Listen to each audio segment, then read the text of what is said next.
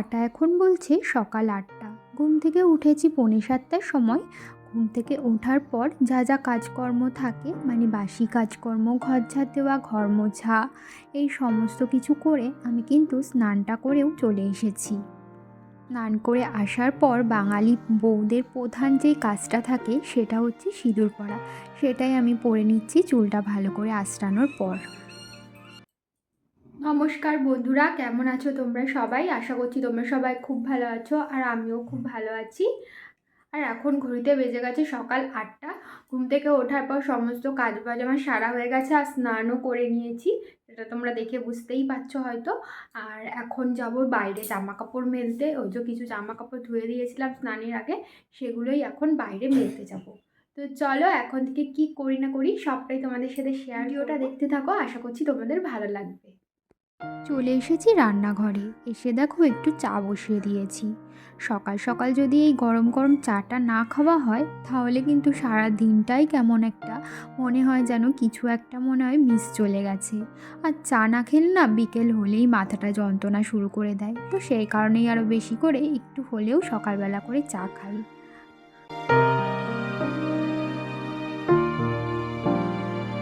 ছেলে গেছিল বাজারে, ওর পাপা গেছিল, ওর পাপার সাথেই গেছিল। তো অনেকক্ষণ আগেই গেছিল। এই যে দেখো এখন কিন্তু চলেও এসেছে। চলে এসছি, কত বড় মিউ চলে এসছে আমাদের বাড়ি। মিউ আসছে, মিউ আসছে, মিম আসছে, এই মিম। বাড়ির সামনে দিয়ে একটা কাকু যাচ্ছিল ফুলের মালা নিয়ে, আর তার কাছে না নীলকণ্ঠ ফুলের মালাও ছিল। তাই ভাবলাম যে একটা নীলকণ্ঠ ফুলের মালা নিয়ে নিই শিব ঠাকুরের জন্য। তো দেখো নীলকণ্ঠ ফুলের মালাটা নিয়ে শিব ঠাকুরকেও একটু পরিয়েছি, আবার কিন্তু শিবলিঙ্গকেও একটু পরিয়ে দিয়েছি। কি ভালো লাগছিল নীলকণ্ঠ ফুলের মালাটা ঠাকুরের গলায় দেবার পর। তো এদিকে আমার পুজো দিতে না দিতেই চলে এসেছে আমার আসল ঠাকুর। প্রত্যেকটা দিন মানে ও বাতাসা খাক আর না খাক, পুজো দেওয়ার সাথে সাথেই না প্লেট থেকে প্রসাদটা নিয়ে অমনি চলে যাবে। তো যাই হোক, এদিকে সকালবেলা তো হাজব্যান্ড বাজারে গেছিলো, তো বাজার থেকে না ও মাংস নিয়ে এসেছে। তো দেখো একটা গোটা মুরগি যেহেতু কেটে নিয়ে এসেছিলো, মানে ওর সামনেই কেটেছিল, তো মুরগিটার পেটে না একটা ডিমও ছিল। তো ওই ডিমটাও দেখো নিয়ে এসেছে। আর এদিকে দেখো মা সমস্ত কিছুই গুছিয়ে রেখে দিয়েছিল, মানে আলু কেটে রেখেছিল, পেঁয়াজ আদা রসুন সমস্ত কিছু গুছিয়ে রেখে দিয়েছিল। এখন মাংসটা নিয়ে আসার সাথে সাথেই না মাংসটা ধুয়ে নিয়েছে ওদিকে। আর এদিকে আলুটাও ভাজা বসিয়ে দিয়েছিল, আলুটা ভাজা হয়ে গেছে। আর এদিকে মাংসের মশলাটাও কিন্তু কষিয়ে এই দেখো মাংসটাও দিয়ে দিয়েছে। দেখো আমি পুজো দিলাম, আর ও ঠাকুরের আসন থেকে ফুল নিয়ে এসে সারা ঘর ছড়িয়েছে। এখান দিয়ে এ দেখো খাটে ও নাকি গাড়িতে পুজো দিচ্ছে। এই দেখো এই গাড়ির মধ্যে ফুল রেখে গাড়িতে পুজো দিচ্ছে। ঠাকুরের আসন থেকে সব ফুল তুলে এনে এখানে ছড়িয়েছে।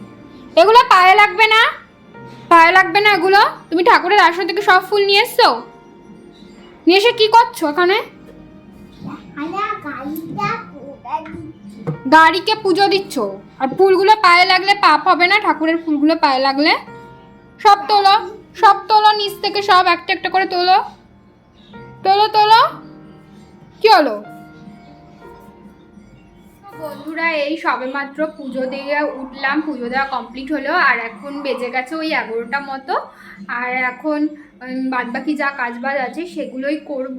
আর আমার ছেলে তো দেখতেই পেলে ওই ঘরে কি বদমাইশি করেই যাচ্ছে। মানে আমি পুজো দিয়েছি, সব আসন থেকে একটা একটা ফুল এনে সমস্ত ঘরে ছড়িয়েছে। কালকেও তাই করেছিল, আজকেও সেম তাই।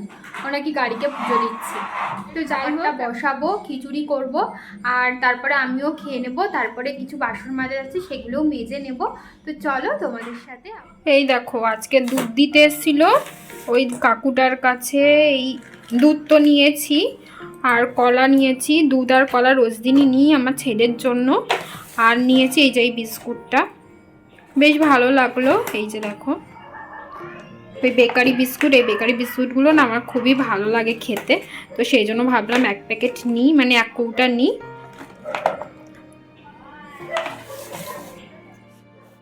ভাতটা কুচিয়ে নিয়ে বসে পড়েছি। আজকে আমাদের রান্নাও হয়েছিল একদম সিম্পল খাবার, সেটা হচ্ছে গিয়ে পাতলা করে মাংসের ঝোল আর ভাত।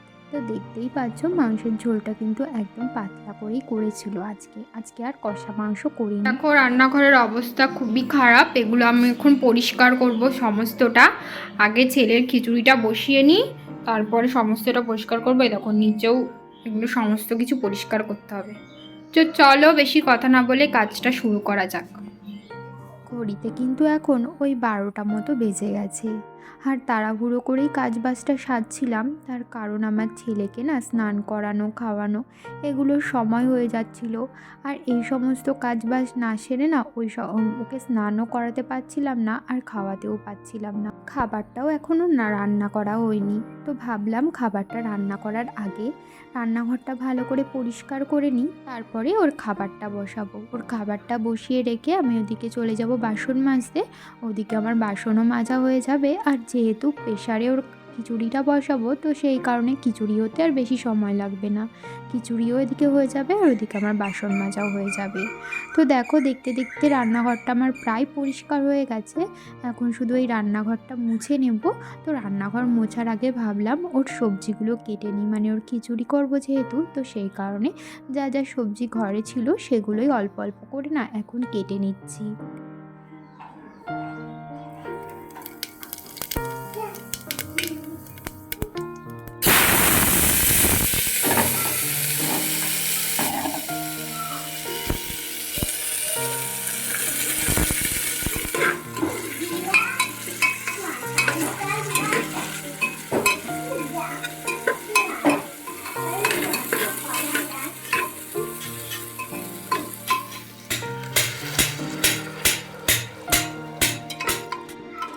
আজকেও খিচুড়িটা একটু অন্যরকমভাবেই রান্না করে দিলাম। মানে অন্যান্য দিন না এরকম ফোড়ন টোড়ন দিই না, এমনি নর্মাল সবজি কেটে নুন হলুদ দিয়ে চাল ডাল দিয়ে তারপরে একেবারে বসিয়ে দিই।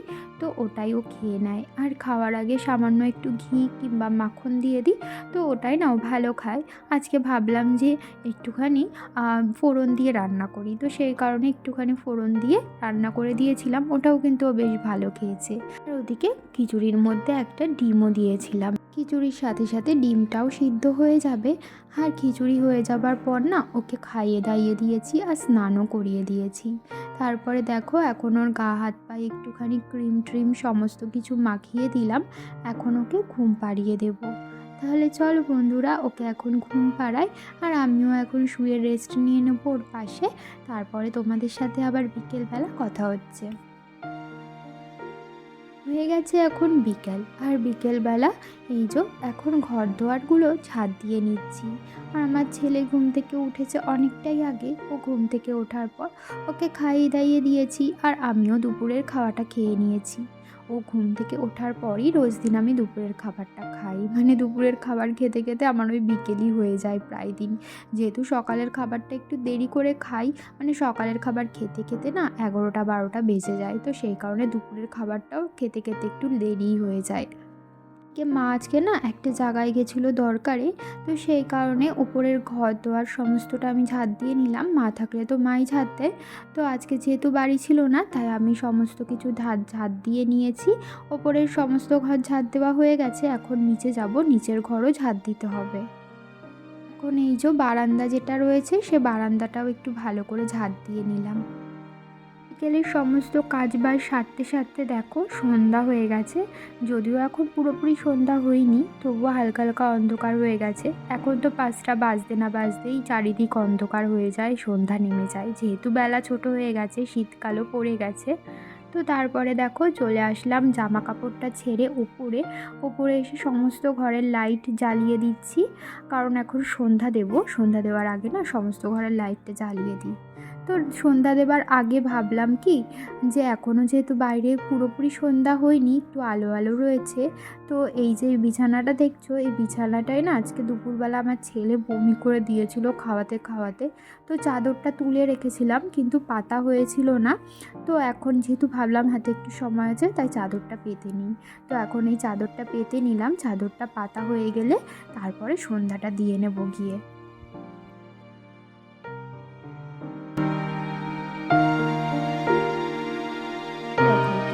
এসেছি ঠাকুর ঘরে। হ্যাঁ, যেহেতু এখন বাড়িতে কেউই ছিল না, তাই আমার ছেলেকে আমার কাছে নিয়েই সন্ধ্যাটা দিতে হচ্ছে।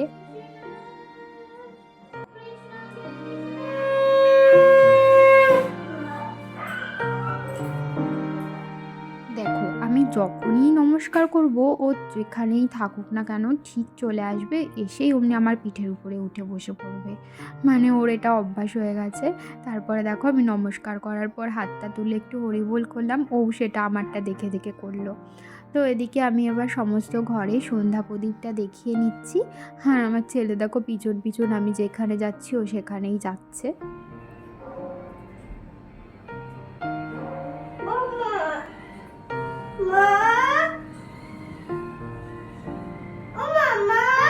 এই তো আমি। চলো, চলো। আবার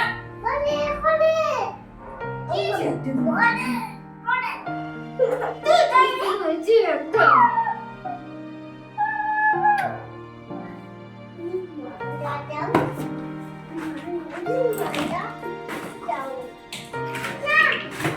এবার চল খাবি। খাটটার কি অবস্থা! এই খাটটা কখনোই ফাঁকা থাকে না, সব সময় আমার ছেলে খেলনা ছড়ানো ছিটানো থাকে। যতই গুছিয়ে রাখি না কেন, অমনিও ঠিক একটু বাদে এসে সমস্ত খেলনা চারিদিকে ছড়িয়ে দেবে। এই যে এখন যেই দেখেছে আমাকে খেলনাগুলো গোছাতে, অমনি না ও গোছাতে দেবে না। ও ওদিক দিয়ে চিল্লাচ্ছিল, তারপরে আমি যেই একটু বকা দিয়েছি তারপরে চুপ হয়েছে। মানে খেলনাগুলো যদি নিয়ে খেলে তাহলে একটা কথা, কিন্তু ও খেলবে না, তা বাদে চারিদিকে ছড়িয়ে রেখে দেবে, আর যেই গুছাতে যাব তখন গুছাতেও দেবে না। তো ওদিকে দেখো, মা যেখানে গেছিলো সেখান থেকে তো বাড়ি চলে এসেছে, আর বাড়ি আসার সময় না একটু গজা নিয়ে এসেছিলো, তো সেটাই তোমাদেরকে দেখিয়ে দিলাম। আর এদিকে দেখো, আজকে আমি রাতের রান্নাটা করছি। আজকে রাতে রান্না করব ডিমের ঝোল। তো সেই কারণে মশলাটা বেটে নিচ্ছি, মানে ডিমের ঝোলে যা যা মশলা দেবো, আর ডিমটা অমলেট করে তারপরে ঝোল করব। একদিন বাদেই আজকে আমি রান্না করছি। আর আমি কিন্তু রান্না বেশি একটা করি না, সেটা হয়তো তোমরা আমার ভিডিওতে দেখতেই পাও, যারা সবসময় আমার ভিডিও দেখো। আমার শাশুড়ি মাই বেশি রান্না করে। ডিমটা অমলেট করা হয়ে গেছে, আর দুটো ডিম একসাথে ফেটিয়ে অমলেট মানে দিয়েছিলাম, তো সেই কারণে মাঝখান থেকে কেটে নিলাম।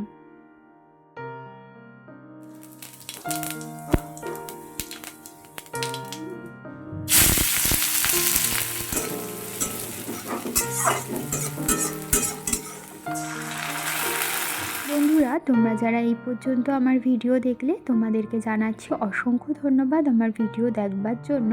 আর আমার ভিডিও যদি তোমাদের কোথাও ভালো লেগে থাকে, আমার ভিডিওটিতে একটি লাইক করতে পারো, আর কমেন্ট করে জানাতে পারো আমার ভিডিও তোমাদের কেমন লাগছে। আর যদি কোনো নতুন বন্ধু আজকে প্রথম আমার ভিডিও দেখে থাকো, তাহলে আর আমার ভিডিও যদি তোমাদের কোথাও ভালো লেগে থাকে, তাহলে আমার চ্যানেলটিকে সাবস্ক্রাইব করে রাখতে পারো, এরকম নতুন নতুন ডেলি ব্লগ রোজ দিন দেখবার জন্য। এদিকে দেখো, ডিমের ঝোলটা কিন্তু একদমই রেডি। ডিম অমলেট করে ঝোল করেছিলাম।